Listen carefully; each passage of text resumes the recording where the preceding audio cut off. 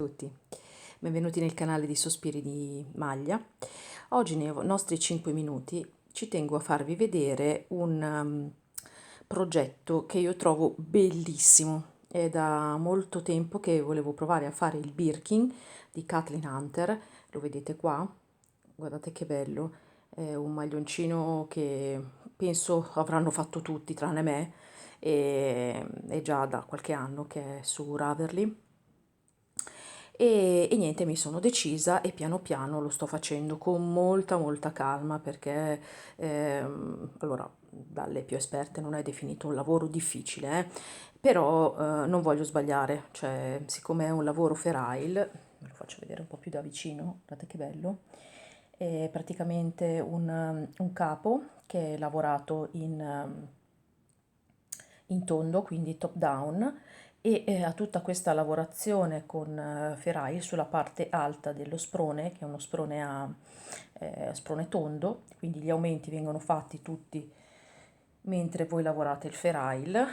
Questo qui è la parte che ho lavorato io fino ad ora, quindi diciamo che sono soltanto a metà dello sprone, però devo dire che sta venendo bene, proprio, sono proprio contenta della resa.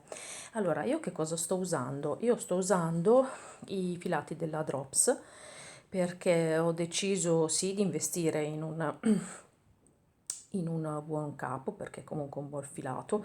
La Drops in questo caso è alpaca, l'alpaca in questo caso è Drop Flora, però dato che ci vogliono molti colori, non avevo voglia di comunque stare a comprare tutti questi filati, perché o ti ritrovi in casa già dei filati dello stesso peso, della stessa cosa. Allora ho deciso allora di provare con questo, insomma, con questo tipo di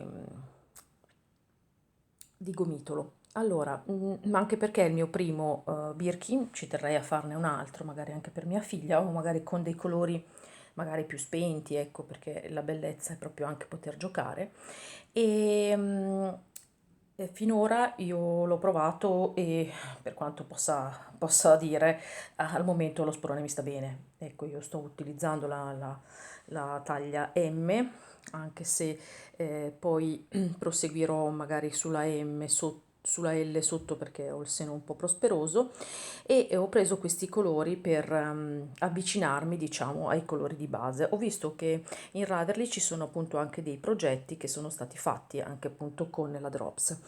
Ho preso questo blu, questo color sa un salmone che invece del rosa, un verde bosco e un grigio molto chiaro, e poi il giallo, un bel giallo vivo.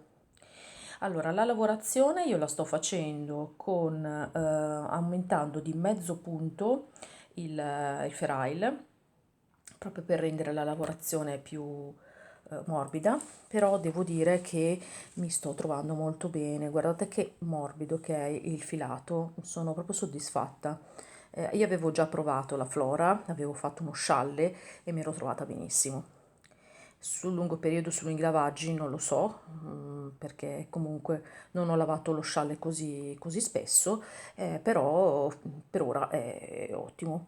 I punti sono ben definiti, anche gli aumenti mi piace che si nascondano bene, soprattutto dove c'è il colore, e poi è ben rifinito e mi piace molto. C'è il collo anatomico. Io non farò le maniche a tre quarti, ma farò le maniche lunghe, e quindi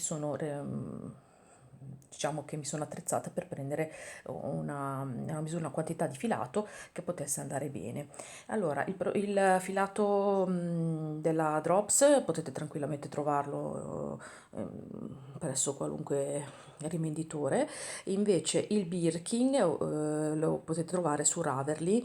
Io non credo che sia tradotto in italiano, ma è molto facile da seguire, quindi veramente è spiegato molto bene. Io per copyright non vi posso fare vedere molto, però se voi notate ci sono proprio le schede addirittura a colori, quindi è fatto proprio bene.